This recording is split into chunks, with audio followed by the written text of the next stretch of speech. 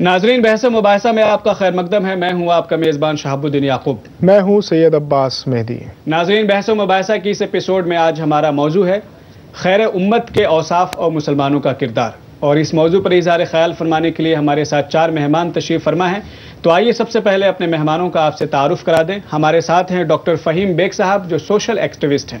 ہمارے دوسرے مہمان ہیں جناب فیروز اختر قاسمی صاحب۔ فیروز صاحب جنرل سیکریٹری ہیں مرکزی جمعیت علماء کے۔ اور ہمارے تیسرے مہمان ہیں جناب مجاز الحق صاحب، جو سہارنپور سے تشریف لائے ہیں، اور آپ وہاں روحانی مرکز کے نام سے ایک ادارہ چلاتے ہیں جہاں غریبوں کی مفت علاج کی جاتی ہے۔ ہمارے چوتھے مہمان ہیں جناب ڈاکٹر عبید الرحمان صاحب۔ عبید الرحمان صاحب اسلامک اسکالر ہیں۔ تو ناظرین، آج ہم اس بحث کو آگے بڑھائیں۔ ہمارا آج کا موضوع ہے خیر امت کے اوصاف اور مسلمانوں کا کردار۔ تو سب سے پہلے یہ دیکھ لیں کہ اسلامی تعلیمات کیا ہے، اسلامی تہذیب کیا ہے، اسلام ہمیں کیا درس دیتا ہے۔ اسلام کے مطابق دوسروں کے مذہب کو برا نہ کہو، اپنے پڑوسی کا خیال رکھو، کسی پر ظلم نہ کرو، غیر مسلموں کے ساتھ حسن سلوک کرو، کسی کی مدد کرنے میں یہ نہ دیکھو کہ اس کا مذہب کیا ہے، اپنے ملک سے محبت کرو اور قانون کا لحاظ کرو۔ اب جو مسلمانوں کی سوچ ہے کہ اسلام پر عمل تبھی ممکن ہے جب شریعت کی حکومت ہو، اسلام صرف مسلمانوں کے حقوق کی بات کرتا ہے۔ اب دوسری سوسائٹی میں، دوسرے سماج میں، دوسری قوموں میں مسلمانوں کی جو تصویر ہے، مسلمانوں کی جو امیج ہے، وہ یہ ہے کہ مسلمان کٹر ہوتے ہیں، چھوٹی چھوٹی باتوں پر ایمان کو خطرہ ہو جاتا ہے، فوراً جھگڑے پر اتارو ہو جاتے ہیں، مل جل کر رہنا نہیں آتا، وطن سے زیادہ غیر ملکی مسلمانوں کا خیال رکھتے ہیں۔ اب ضرورت کیا ہے؟ ضرورت یہ ہے کہ دینی تعلیم کے ساتھ ساتھ عصری تعلیم پر زور دینا ہوگا۔ ایسے قابل مسلمان تیار کرنے ہوں گے جو دنیا کے سامنے اسلام کی صحیح تصویر پیش کر سکیں۔ میدان عمل میں آ کر اسلامی شعار پر زور دینا ہوگا۔ امت کو اخلاقی زوال سے بچانا ہوگا۔ بدعنوانی سے پاک معاشرے کی تشکیل کرنی ہوگی۔ پہلا سوال ہمارا فہیم بیگ صاحب سے ہے کہ جو قوم سب سے بہترین قوم تھی، جو اسلام جیسا مذہب، اللہ کا سب سے محبوب ترین مذہب، سب سے اچھا دین، اس مذہب کے ماننے والے مسلمان، سب سے بہترین مذہب کا ماننے والے مسلمان ہیں، تو سب سے بہترین قوم ہونی چاہیے تھی۔ لیکن دوسری قومیں یہ الزام لگاتی ہیں کہ اسلام تو سب سے بہترین مذہب ہے لیکن مسلمان سب سے بدترین قوم ہے۔ یہ الزام ہے، ایسا کیوں؟ ایسی صورتحال کیوں پیدا ہوئی؟ ایسا مدعا آج یہاں اٹھایا گیا ہے، میں سمجھتا ہوں اس کو بہت پہلے اٹھانا چاہیے تھا۔ آپ سبھی حضرات، شہاب صاحب، عباس صاحب اور پوری ٹیم مبارکباد کے مستحق ہیں کہ اتنا زبردست مدعا آپ نے اٹھایا، اور میں آپ سے گزارش کروں گا کہ اس کو آپ ایک ایپیسوڈ تک برقرار نہ رکھیں، اس کو ہمیشہ آپ چلائیں۔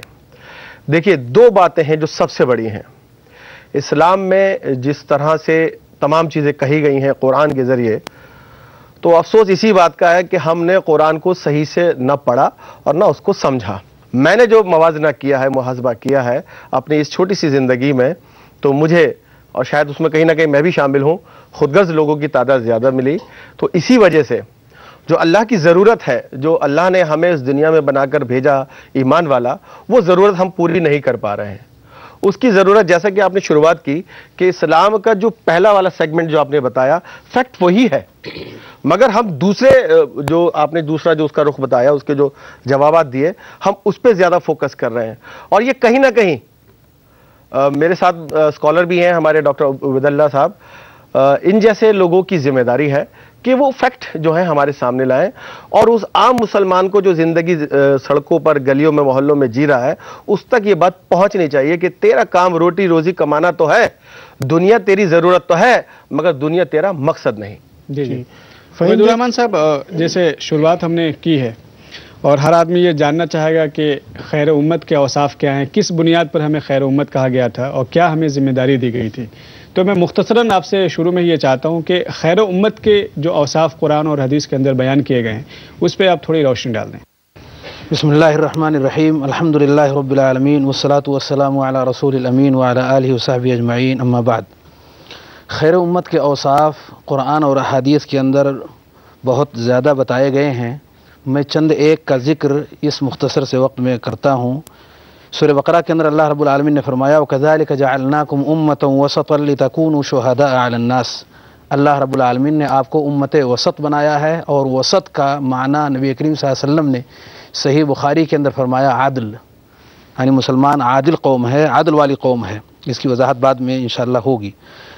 دوسری جگہ اللہ رب العالمین نے کچھ اوصاف اس آیت کریمہ میں جو سورہ آل عمران میں ہے وَلْتَكُمْ مِنْكُمْ أُمَّةٌ يَدْعُونَ إِلَى الْخَيْرِ وَيَأْمُرُونَ بِالْمَعْرُوفِ وَيَنْهَوْنَ عَنِ الْمُنكَرِ وَأُولَٰئِكَ هُمُ الْمُفْلِحُونَ، مسلمانوں میں سے ایک جماعت جو خیر کی طرف دعوت دیتی ہے، اچھی باتوں کا حکم دیتی ہے، بری باتوں سے روکتی ہے۔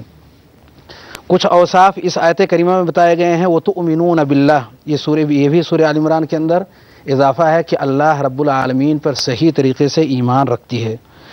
ایک اور جگہ سورہ آل عمران ہی کے اندر اللہ رب العالمین نے ایک وصف یہ بھی بتایا وَيُسَارِعُونَ فِي الْخَيْرَاتِ، اور خیر کے جتنے بھی کام ہیں ان میں یہ بڑھ کر کے اسے اختیار کرنے کی کوشش کرتے ہیں۔ ایک اور جگہ سورہ مائدہ کے اندر اللہ نے فرمایا وَلَوْ أَنَّهُمْ أَقَامُوا التَّوْرَاةَ وَالْإِنْجِيلَ وَمَا أُنزِلَ إِلَيْهِمْ مِنْ رَبِّهِمْ لَأَكَلُوا مِنْ فَوْقِهِمْ وَمِنْ تَحْتِ أَرْجُلِهِمْ، یعنی جو کچھ بھی اللہ کی طرف سے نازل کیا گیا ہے اگر اس کو صحیح طریقے سے قائم کر دیں تو اوپر سے اور نیچے سے چاروں طرف سے اللہ رب العالمین خیر و برکت ہی ان کے اوپر نازل کر دے۔ احادیث کے اندر نبی کریم صلی اللہ علیہ وسلم نے بہت زیادہ اوصاف خیر امت کے ذکر فرمایا ہے، چنانچہ ایک حدیث کے اندر جو کہ صحیح بخاری اور مسلم کے اندر ہے، نبی کریم صلی اللہ علیہ وسلم نے فرمایا 5 چیزیں ہیں جو کہ اللہ رب العالمین نے مجھے دی ہیں، کسی اور امت کو نہیں دی گئی۔ 1 مہینے کی مسافت کی دوری پر ہماری روب قوم کے اوپر ڈال دی جاتی ہے اور پوری روئے زمین مسجد اور پاک بنائی گئی ہے، اس لیے جہاں بھی ہماری امت کو یہ وقت مل جائے تو نماز کو ادا کر لے۔ مال غنیمت پہلے حرام تھا اور ہماری اس امت کے لیے حلال کر دیا گیا ہے، اس سے پہلے کبھی حلال نہیں تھا، اور شفاعت عظمیٰ اللہ رب العالمین نے نبی کریم صلی اللہ علیہ وسلم کو عطا فرمایا ہے، اور آپ کو اللہ رب العالمین نے ساری کائنات کے لیے بھیجا ہے، اس سے پہلے کے لوگ اپنی اپنی قوم کی طرف بھیجے جاتے تھے۔ اسی طریقے سے نبی کریم صلی اللہ علیہ وسلم نے ایک اور حدیث کے اندر جو کہ صحیح مسلم کے اندر ہے کہ اللہ رب العالمین نے ہمیں فرشتوں جیسا صف بنانے کا حکم دیا ہے، یہ امتیازی چیز ہے جو کہ اور قوموں کے اندر نہیں پائی جاتی تھی۔ ایک اور امتیازی وصف نبی کریم صلی اللہ علیہ وسلم نے فرمایا کہ میرے ذریعے سے انبیاء کا خاتمہ ہوا، یہ بھی صحیح مسلم کے اندر ہے، گویا کہ یہ امت آخری امت ہے۔ آخری چیز میں جو اس میں ذکر کرنا چاہتا ہوں کہ نبی کریم صلی اللہ علیہ وسلم نے فرمایا کہ مجھے اللہ رب العالمین نے زمین کے خزانے ہمیں اللہ رب العالمین نے دے دیے ہیں، مشرق اور مغرب جہاں تک بھی فتوحات مسلمانوں کے پہنچیں گے یہ سارے خزانے اللہ رب العالمین نے مسلمانوں کے دیے ہیں۔ یہ چیزیں کسی اور امت کو نہیں ملی تھی۔ یہ چند خصوصیات ہیں، ان سے آپ اندازہ کر سکتے ہیں کہ اس امت کے اندر اللہ رب العالمین نے متعدد فضائل اور متعدد خصوصیات رکھے ہیں۔ مجاز الحق صاحب، جس طرح سے جتنی تفصیل سے احادیث پر حضرت نے روشنی ڈالی اور قرآنی آیات اور قرآنی کے جو پیغامات ہیں اس کو بیان کیا، لیکن فہیم بیگ صاحب نے بڑی پتے کی بات کی، بہت اہم بات اٹھائی انہوں نے کہ جب انہوں نے محاسبہ کیا اپنا اور موازنہ کیا قوم کا تو انہیں لگا کہ خود غرضوں کی تعداد زیادہ ہے، اپنے خود غرض اس قوم میں، خیر امت میں خود غرضوں کی تعداد کیوں بڑھ گئی؟ الحمدللہ رب العالمین والصلاة والسلام علی رسول الکریم وعلی آلہ وصحبہ اجمعین، اما بعد، اعوذ باللہ من الشیطان الرجیم، بسم اللہ الرحمن الرحیم۔ جو اس موضوع کی شروعات ہے، اصل میں کلام پاک میں جو اللہ رب العزت نے سورہ آل عمران میں 110 نمبر آیت میں یہ بات کہی ہے کہ تم خیر امتین میں ہو، تو اس میں ساتھ میں اوصاف بیان کیا ہے کہ تم بہترین امت اس لیے ہو جو لوگوں کے لیے پیدا کی گئی ہے کہ تم ایمان کے ساتھ لوگوں کو بری بات سے روکتے ہو اور اچھائی کی تلقین کرتے ہو۔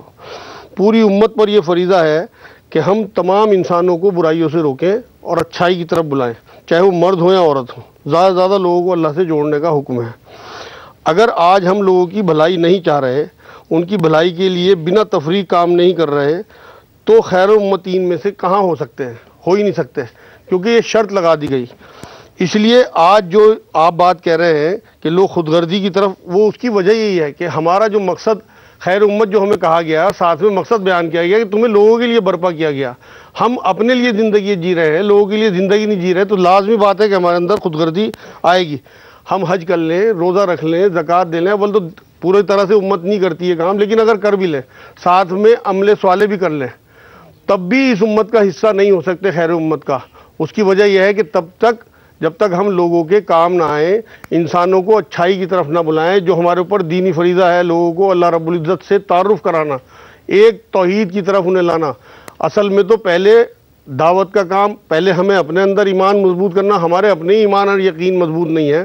قرآن میں جہاں جہاں آخرت کا لفظ آیا ہے وہاں ساتھ میں ایمان کا لفظ نہیں آیا بلکہ یقین کا لفظ آیا ہے۔ جی، پتہ تو ہمیں ہے کہ آخرت ہے، حساب کتاب ہوگا، اصل بات یقین.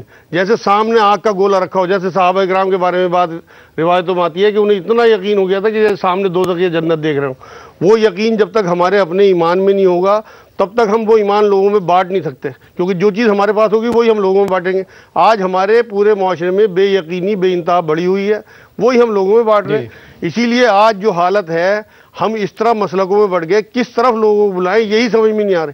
یہ علماء دین کی ہماری ذمہ داری ہے، کیونکہ عوام جو ہے وہ لوگوں کو، جو عوام کے لوگ ہیں انہیں زیادہ دینی علم تو ہے نہیں، وہ صرف اور صرف علماء دین کے اوپر ہی یقین رکھتے ہیں، اور علماء کو پتہ ہے کہ خیر امت کس طرح سے بنا جا سکتا ہے. اس طرف لانے کے لیے لوگوں کو علماء دین اس بات کو زیادہ اسپریڈ کریں معاشرے میں، تب انشاءاللہ تعالیٰ لوگ خیر امت کی طرف آئیں گے، ورنہ خود غرضی کی طرف ہی جاتے رہیں. ناظرین وقت ہو چلا ایک مختصر سے وقفے کا، بحث جاری رہے گی، جلد حاضر ہوئے.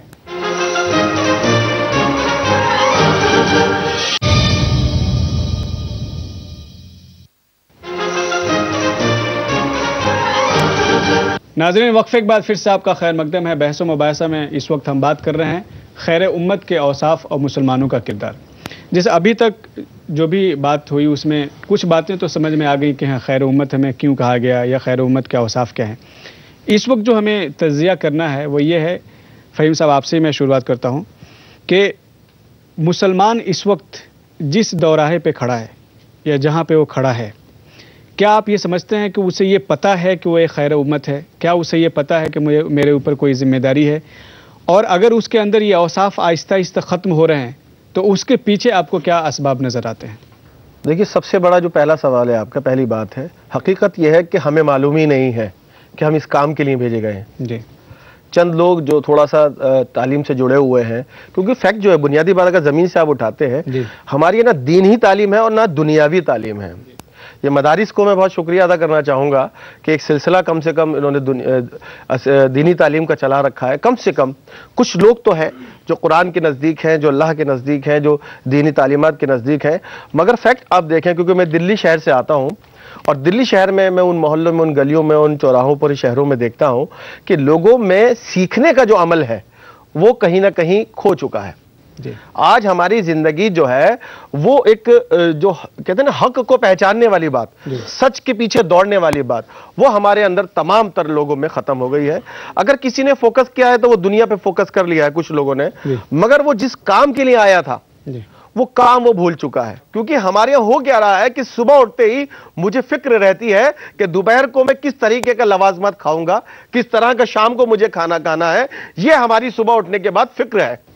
ہماری فکر یہ نہیں کہ آج اٹھ کر میں نے اپنے جو ذمہ مجھے دیا گیا، جس کے لیے مجھے پیدا کیا گیا، آج میں اس کے لیے کیا کرنے جا رہا ہوں، کتنے لوگوں کو جا کر میں بات کروں، کتنے لوگوں کی میں مدد کروں، اور جو میں نے شروعات کری تھی کہ بے غرض ہو کر میں کتنے لوگوں سے بات کروں. ہو کر مجاز صاحب جیسے یہ بات انہوں نے کہی، اگر اس وقت ہم جیسے اگر جائزہ لیں تو یہ ہمیں نظر آتا ہے کہ ہر جگہ کانفرنسز ہوتی ہیں، جلسے ہوتے ہیں، جلوس ہوتے ہیں، مسجدوں میں خطبہ ہوتا ہے، یعنی کہیں پہ کمی نظر نہیں آتی. ہر دن اخبارات کی سرخی میں ہوتا ہے فلاں جگہ علماء کرام نے خطاب کیا. لیکن اگر ہم بنیادی طور پر دیکھیں تو اس کا کوئی اثر ہمیں سماج میں دکھائی نہیں دیتا. جو لوگ جاتے ہیں جلسے جلوس میں بیٹھ کر واپس آ جاتے ہیں، جس طرح وہ گئے تھے اسی طرح خالی ہاتھ آ جاتے ہیں، ان کی زندگی میں کوئی تبدیلی دکھائی نہیں دیتی. آخر اس کی کیا وجہ آپ کو سمجھ میں آتی ہے؟ اس کی وجہ میں آپ کو بتاتا ہوں. کلام پاک میں اللہ رب العزت نے ایک سورت ہے سورہ حج، اور حضور اکرم صلی اللہ علیہ وسلم تم پہ گواہ ہوں گے، جب تک ہم لوگوں کو اچھائی کی بات نہیں بتائیں گے، لوگوں کو خیر کی طرف نہیں لائیں گے، تب تک ہم ان پہ نگران ہو کیسے سکتے ہیں؟ جب نگران نہیں ہوں گے تو اللہ کے آگے کس طرح گواہی دیں گے؟ اس لیے ہمیں پہلے تفرقہ مٹانا ہوگا معاشرے سے. یہ جو ہم اخوت، ایک نمبر پہ ہمیں اخوت چاہیے، جو حضور اکرم صلی اللہ علیہ وسلم نے مدینے پہنچنے کے بعد پہلا کام دیا کہ لوگوں میں آپس میں محبتیں پیدا کی، قربانیاں دیں، لوگوں کو ایک کیا، اور اللہ اس کے رسول کی طرف ان کا حکم ماننے کی طرف لائے. یہ چار چیزیں جب تک ہماری امت میں نہیں آئیں گی کچھ نہیں ہو سکتا. صرف اور صرف بحث ہوتی رہے گی اور تحریریں ہوتی رہیں گی، تدریس ہوتی رہے گی. لیکن یہ ضروری ہے کہ ہم انہی تحریر و تدریس کے ذریعے لوگوں کو خیر امت ہونے کی طرف لائیں اور وجہ بتائیں کہ اللہ نے ہمیں کیوں پیدا کیا. عبید الرحمان صاحب، مجاز صاحب نے بہت اہم بات اٹھائی کہ ہمارے اندر تفرقہ پیدا ہو گیا، ہم فرقوں میں بٹ گئے.